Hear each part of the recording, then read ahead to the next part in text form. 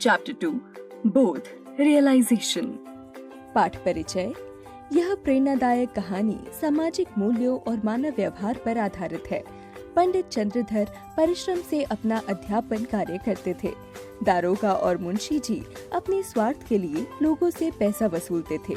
इस कहानी में भौतिक पदार्थों व नैतिक मूल्यों की विजय दिखाई गई है।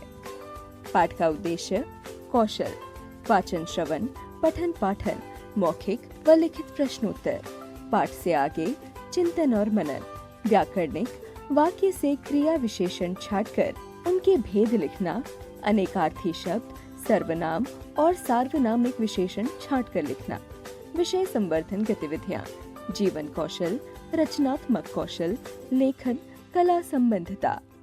शिक्षा, हमें अपने काम से संतुष्ट रहना चाहिए। पंडित चंद्रधर एक स्कूल में अध्यापक थे। नौकरी तो कर ली, पर सदा पछताया करते कि कहाँ आ फंसे। यदि कहीं और नौकरी करते तो अब तक हाथ में 4 पैसे होते, आराम से जीवन व्यतीत होता। यहाँ तो महीने भर प्रतीक्षा करने के बाद कहीं 15 रुपए देखने को मिलते हैं। वे भी इधर आए उधर गायब, न खाने का सुख न पहनने का आराम। पंडित जी के पड़ोस में 2 महाशय और रहते थे। एक ठाकुर अतिबल सिंह, वे थाने में हेड कांस्टेबल थे। दूसरे मुंशी बैजनाथ, वे तहसील में मुंशी थे। दोनों आदमियों का वेतन पंडित जी से कोई अधिक न था। तब भी उनकी जिंदगी चैन की और सुखमय थी। संध्या को वे कचहरी से आते, बच्चों को पैसे और मिठाइयाँ देते। दोनों के पास नौकर चाकर भी थे। घर में कुर्सियाँ, मेज, गलीचे आदि थे।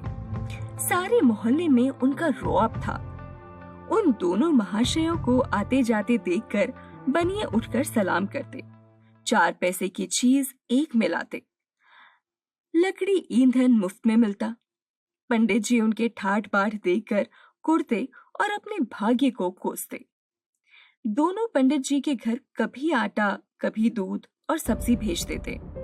पंडित जी को दोनों के लड़कों को पढ़ाना पड़ता। कभी कभी वे पंडित जी से कुछ कह भी देते, पर पंडित जी मन मार कर रह जाते। उन्हीं के कारण कभी कभी दूध दही के दर्शन हो जाते थे। बेचारे अपमान के जहर को अमृत समझकर पी जाते। इन स्थितियों से निकलने के लिए पंडित जी ने प्रार्थना पत्र लिखे, अफसरों की खुशामदी की, पर कुछ न हुआ। अंत में हार कर बैठ गए। इतना सब होने पर भी वे ठीक समय पर जाते, देर से घर आते और मन लगाकर पढ़ाते। इससे उनके अफसर लोग खुश थे। साल में कुछ इनाम देते और वेतन बढ़ाने का जब कभी अवसर आता उनका विशेष ध्यान रखते।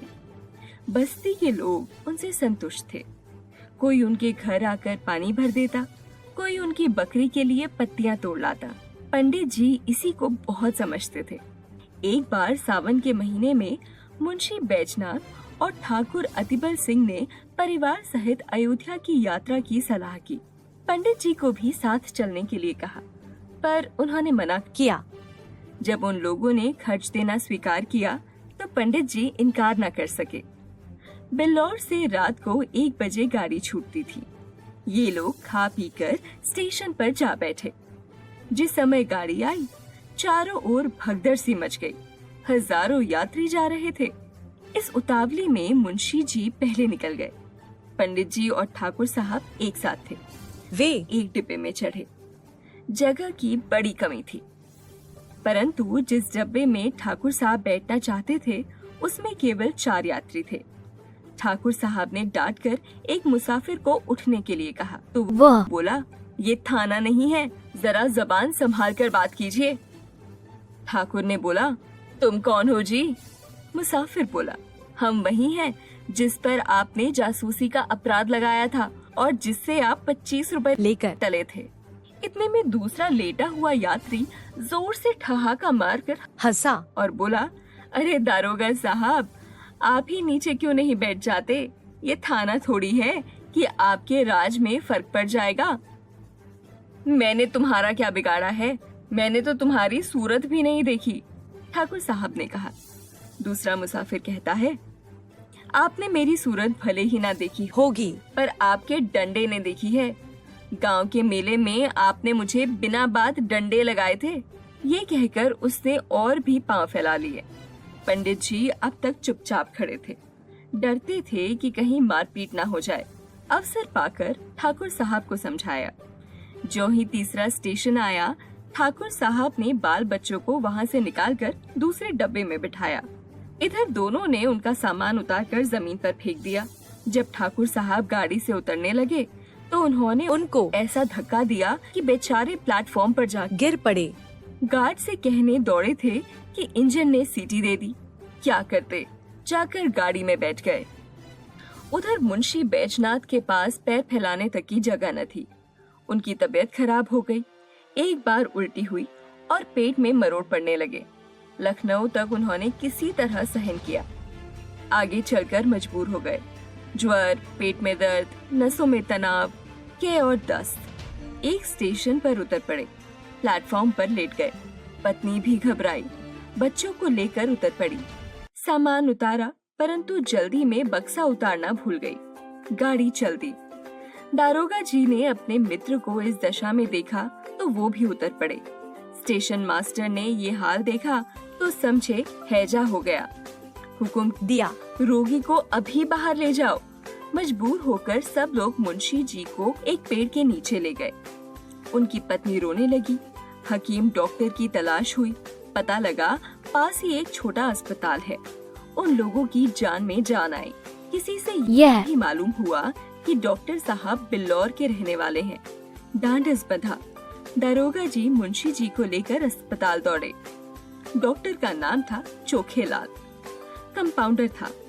लोग आदर से डॉक्टर कहा करते थे। उन्हें देखकर बैजनाथ धीरे से बोले, अरे ये तो बिल्लौर के ही हैं। भला सा नाम है। तहसील में आया जाया करते हैं। क्यों महाशय, मुझे पहचानते हो? चोखेलाल बोले, जी हाँ, खूब पहचानता हूँ। जब मैं तहसील में लगान भरने जाता हूँ तो आप डांट कर अपना हक वसूल कर लेते हैं।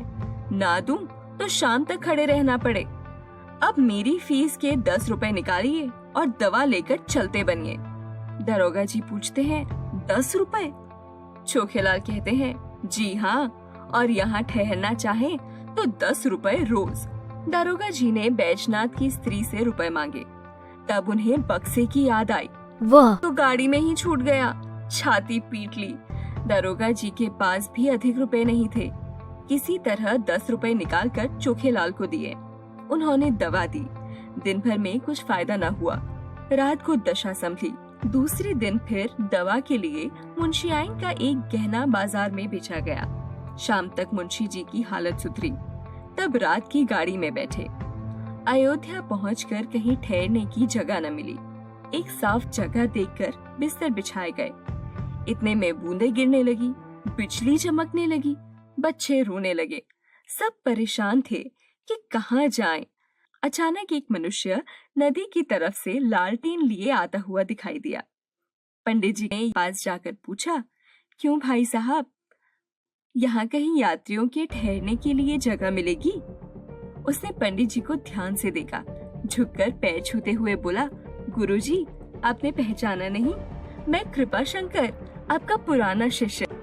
पंडित जी की स्मृति जागी। बोले, ओहो, तुम कृपा शंकर हो। तब तो तुम दुबले पतले लड़के थे। कोई 8-9 साल के रहे होंगे। कृपा शंकर बोले, जी हाँ, 9वां साल था। मैंने वहाँ से आकर इंटर पास किया। अब यहाँ सरकारी नौकरी में हूँ। कहिए, आप तो अच्छी तरह से हैं। सौभाग्य है कि आपके दर्शन हो गए। ठहरने की जगह की चिंता ना कीजिए, घर चलिए।